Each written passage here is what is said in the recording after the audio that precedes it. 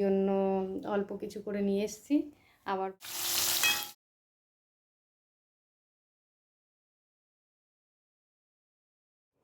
Hello বন্ধুরা, SD লাইফে তোমাদের সবাইকে স্বাগত জানিয়ে শুরু করছি আজকের ব্লগ। কেমন আছো তোমরা সবাই? আশা করি ভালো আছো, আমিও ভালো আছি।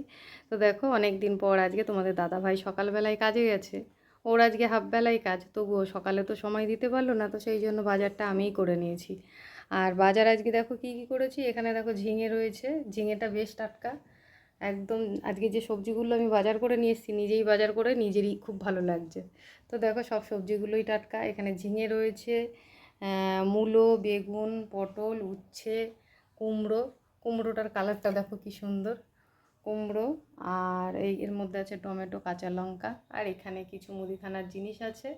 তো বাজারে গিয়ে জানো তো পেঁয়াজটা নিতে ভুলে গেছিলাম, তো এখানে এসে আবার পাশের দোকানে গিয়ে আবার পেঁয়াজটা নিয়ে আসলাম। তো এই হলো সবজি বাজার, মুদিখানা তোমাদের দেখালাম। আর আমার তো মাসকাবারি বাজার হয় না, কেননা আমাদের রোজকারটা রোজই হয়, সেই জন্য অল্প কিছু করে নিয়ে এসেছি, আবার পরে দেখা যাবে। আর মাছ নিয়েছি দেখো, এইখানে এই যে ভোলা মাছ।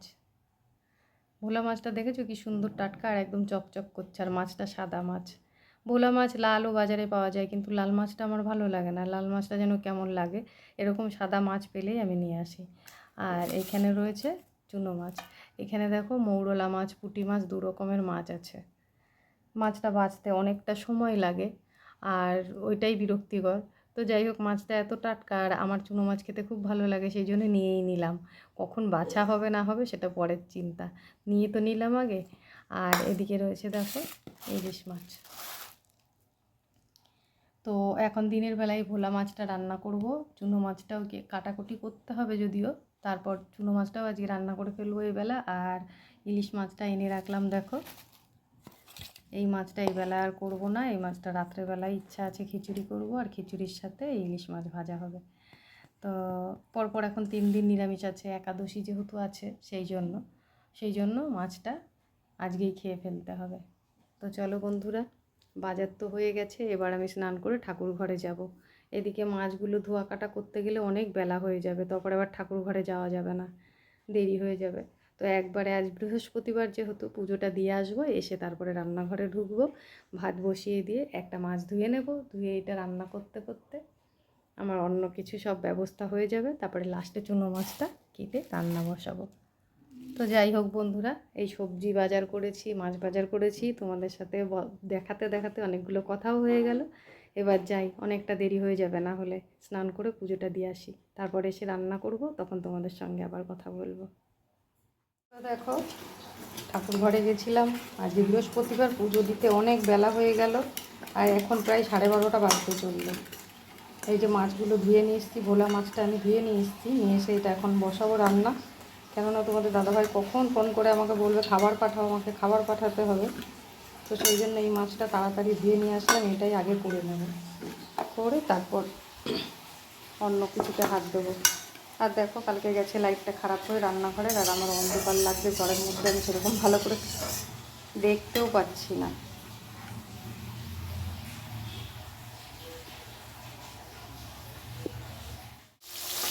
দেখো, মাছগুলো ভাজা বসিয়ে দিয়েছি, মাছ ভাজতে ভাজতে পেঁয়াজ কেটে নেবো মাছটা রান্না করার জন্য। আর এইদিকে দেখো ভাত হচ্ছে, ভাতটা হয়েই এসছে, কিছুক্ষণের মধ্যে নামাবো।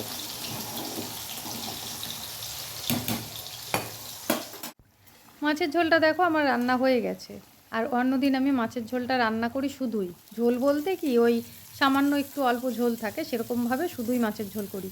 কিন্তু আজকে যেহেতু ডাল করিনি, সেই জন্য সামান্য একটু আলু আর একটু বেগুন দিয়েছি, কেননা ডাল না হলে তোমাদের দাদা ভাইয়ের একটু খেতে অসুবিধা হয়, আর আলু বেগুনটা সেই কারণেই দেওয়া। তো চলো মাছের ঝোলটা নামিয়ে এবার ছোটো মাছগুলো কেটে নিই। ছোটো মাছ রান্না করার জন্য একটু বেগুন, আলু, পেঁয়াজ, তারপর অল্প একটু মূলো সব আমি কেটেই রেখেছি। এখন মাছটা কেটে ধুয়ে রান্নাটা বসিয়ে দেবো। তো বন্ধুরা দেখো, রান্না বান্না সব কাজকর্ম সেরে নিয়েছি, নিয়ে দেখো খেতেও বসে পড়েছি।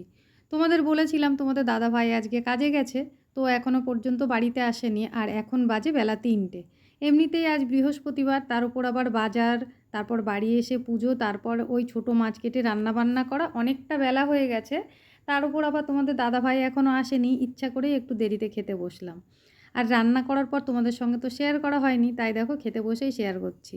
তো ভোলা মাছের ঝোলটা করেছি তোমাদের দেখিয়েছি, কিন্তু মাছ চচ্চড়িটা দেখাইনি। তো দেখো আমি এখানে উচ্ছে ভাজা মাছ চচ্চড়ি নিয়ে খেতে বসে পড়েছি। আর এই ছোটো মাছ চচ্চড়ি হলে আমার আর কিছু লাগে না, তাই ভোলা মাছটা আমি নিয়ে নিই, শুধু ছোটো মাছ আর উচ্ছে ভাজা নিয়েই বসে পড়েছি। আর এইটা দিয়েই আমার খাওয়া হয়ে যাবে। আর তোমাদের দাদাভাই ফোন করে বলে দিল আমার আসতে 4টে বেজে যাবে, তুমি খেয়ে নাও। তাই খেতে বসে পড়লাম। আর তাছাড়াও তোমাদের দাদাভাই 4টে বেজে গেলে আর ভাত খায় না, তখন হালকা কিছু করে দিতে হবে। তো বন্ধুরা দেখো সেই দুপুরের পর চলে এসেছি এবার রাতে রান্নাঘরে। আর তোমাদের তো সকালবেলায় বলেইছিলাম কথা বলতে বলতে যে রাতে খিচুড়ি করব ভাবছি। তো সেই জন্য এই যে যেমন বলেছিলাম তেমন দেখো খিচুড়িটা আমি বসিয়ে দিয়েছি। আজ ভাই বলেছিল মুসুরির ডাল দিয়ে আর সেদ্ধ চাল দিয়ে খিচুড়িটা করতে, কিন্তু খিচুড়ি হবে শুনে বাবা বলল আমিও একটু খাবো। তাই বাবা বলেছিল গোবিন্দভোগ চাল দিয়ে খিচুড়িটা করতে, সেই জন্য গোবিন্দভোগ চাল আর মুগ ডাল দিয়ে খিচুড়িটা করছি।